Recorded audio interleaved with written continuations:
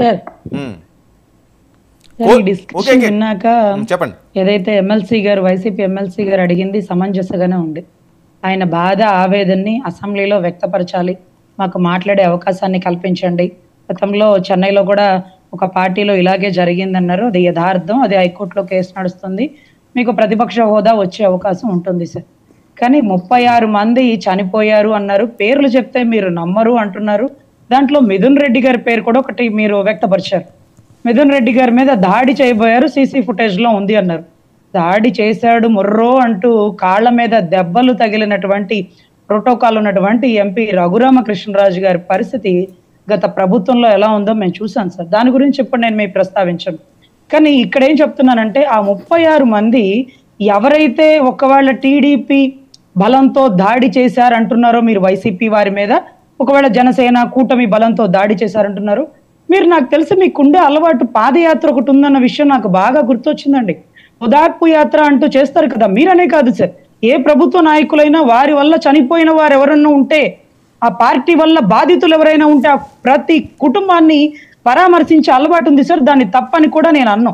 ఎందుకంటే మీ నాన్నగారి ఏదైతే జగన్మోహన్ రెడ్డి గారు వాళ్ళ నాన్నగారు రాజశేఖర రెడ్డి గారి టైం నుంచి ఓదార్పు యాత్రని ఎలా అన్నారో, ఎలా అయితే చంద్రబాబు గారికి సంబంధించి ఆయన అరెస్టు తర్వాత ఎలా అయితే నిజం గెలవాలని ఓదార్పు యాత్ర చేశారో, ఈ 36 కుటుంబాలని మీరెందుకు ఓదార్పు యాత్ర ద్వారా కలవలేదు? ఈ రోజు మీరు ఢిల్లీలో ఫొటోస్ చూపిస్తున్నారు, ఆ ఫోటోలకి మేము 10 లక్షల ఎస్క్రేషియా ఎలా ప్రకటిస్తారు సార్? ఆ ఫోటోలో వారు ఎవరో చెప్తే వారి కుటుంబానికి మీరు వద్దు సార్, స్వయంగా ముఖ్యమంత్రి గారు ఉప ముఖ్యమంత్రి గారే వెళ్ళి ఇస్తారు. ఎందుకంటే మీరు నేర్పించిన అలవాటే, మీరు మంచి చెప్తే అది మంచి అంటాం సార్. ఎందుకంటే వృద్ధుల దగ్గరికి వెళ్ళి పెన్షన్ ఇచ్చే పథకాన్ని గొప్పగా తీర్చిదిద్దినట్టు జగన్మోహన్ రెడ్డి గారి బాటలో వెళ్తూ చంద్రబాబు గారు వెళ్ళారు, పవన్ కళ్యాణ్ గారు వెళ్ళి ఇంటికి వెళ్ళి పెన్షన్ ఇచ్చి వచ్చారు.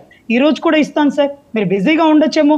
10 లక్షల ఎస్క్రేషియా చంద్రబాబు గారే స్వయంగా ఆ కుటుంబానికి ఇచ్చి, ఒకవేళ టీడీపీ కార్యకర్త వల్ల అలా జరిగితే క్షమాపణ కూడా చెప్పుకుంటారు సార్. ఎందుకంటే మా నాయకుడు చెప్పారు, తప్పు చేస్తే పవన్ కళ్యాణ్ గారి తల కూడా తెగిపడేంత చట్టాలు ఉండాలి, అప్పుడు మాత్రమే ఇది ప్రజలకి నమ్మకం కలుగుతుంది, మీకో చట్టం నాకో చట్టం ఉండకూడదు అన్నారు సార్. ఈ రోజు నాకు కావాలి ఆ 36 మంది బయోడేటా. ఈ రోజు టీడీపీ వినకపోవచ్చు, జనసేన వినకపోవచ్చు, ఒక న్యాయవాదిలా మీ గొంతుకుగా నేను ఏదైతే హైకోర్టులో పొందుపరుస్తా, ఆ 36 కుటుంబాలకి చట్ట ప్రకారం ఎక్స్గ్రేషియా ఇవ్వాల్సిందే.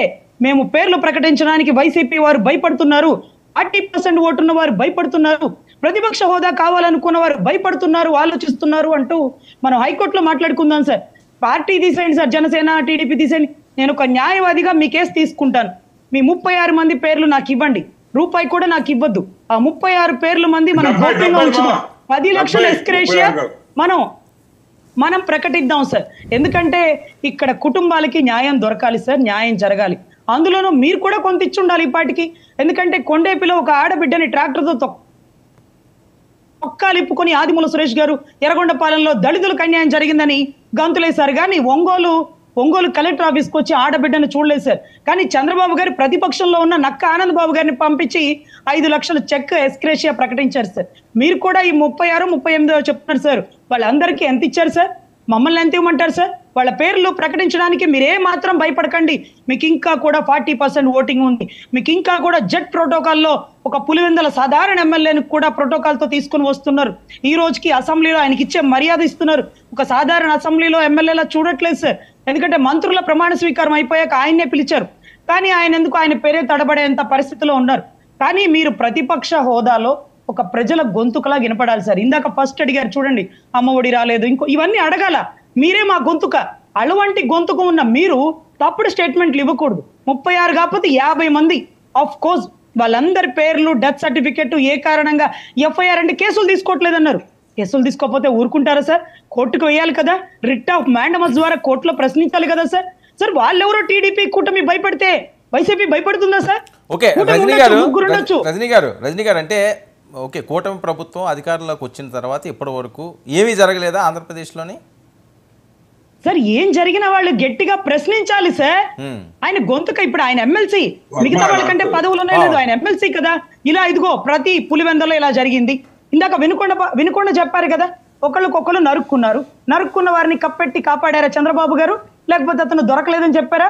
పట్టుకున్నారు కదా, అతనికి సపోర్ట్ గా ఒక్క మాట నా చంద్రబాబు గారు కానీ అక్కడ ఉన్న ఎమ్మెల్యే కానీ వాళ్ళ కుటుంబ సభ్యులు కానీ మాట్లాడారా? భుజాల మీద చెయ్యేసి అనంతబాబుని పెంచి పోషించారు చూడండి. ఒక బయటికి వస్తుంటే ఒక హత్య రాజకీయాల్లో ఒక దళితుని సుబ్రహ్మణ్యాన్ని చంపేసినటువంటి కారణభూతులైనటువంటి వ్యక్తికి డీజాలు కొట్టి బయటికి తీసుకొచ్చారు కదా, అలా ఏమైనా చేశారా? అప్పుడు మనం ప్రశ్నిద్దాం, అప్పుడు మనం కాలర్ పట్టుకుందాం. వాళ్ళు ఎవరైనా కానీ చట్టానికి అతీతులు ఎవ్వరు కాదు సార్, ఇది కూటమైనా ఇంకొకళ్ళైనా. మీరు ప్రశ్నించండి సార్, మీరు ప్రజల గొంతుక. కానీ తప్పుడు స్టేట్మెంట్లు ఇచ్చి రాంగ్ డైవర్షన్ తీసుకెళ్లదు. 38 కాకపోతే 40 మంది ఎవరో వారి పేర్లు, వారి డెత్ సర్టిఫికేట్, వాళ్ళ కేసులు కట్టట్లేదు అంటూ మీరు కలెక్టర్ ఆఫీస్ లో ఒక చిన్న స్పందన వేయండి సార్, ఎస్పీ ఆఫీస్ లో ఒక చిన్న స్పందన కంప్లైంట్ ఇవ్వండి సార్. దాన్ని స్పందించట్లేదు అంటూ మనం హైకోర్టులో రిట్ ఆఫ్ మాండమస్ చేద్దాం సార్, ఒక ఆర్డర్ తీసుకొద్దాం, ఆర్డర్ని ఇంప్లిమెంట్ చేద్దాం, ఒక ప్రొసీజర్ ప్రకారం వెళ్దాం సార్. మీరు చదువుకున్న వాళ్ళు, లాండ్ ఆర్డర్ మీకు తెలుసు. ఆనంద్ గారు ఏమంటారంటే ఇది అడుగుతుంటే అది అడుగుతారేంటి, మేము 10 లక్షలు ఇస్తామంటే మీరు తీసుకోవచ్చు కదా అంటారు. పాప మీరు భయపడుతున్నారు, మీ వాళ్ళ పేర్లు నమోదు చేయట్లేదు అంటున్నారు, లేకపోతే ఇంకోటి. ఇవన్నీ కూడా చట్టపరంగా చర్యలు తీసుకుందాం. అవతల వైపున చంద్రబాబు గారు ఉన్నా, పవన్ కళ్యాణ్ గారు ఉన్నా తప్పు చేస్తే ఎవరికైనా ఒకటే శిక్ష సార్. మీరు మాత్రం తగ్గకూడదు, తగ్గేదే లేదు. ఓకే ఆనంద్ గారు.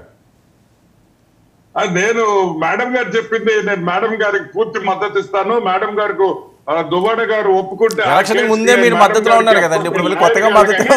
నేను హైకోర్టుకి పోయి మేడం కోసం బయట నిలబెడతా, లోపలికి పోయి జడ్జి గారితో కేసు వాదించే వరకు అవసరమైతే మేడం గారు చేసేది కరెక్ట్ అని కూడా నేను మీడియా ముందరకు వచ్చి కూడా చెప్పేదానికి సిద్ధంగా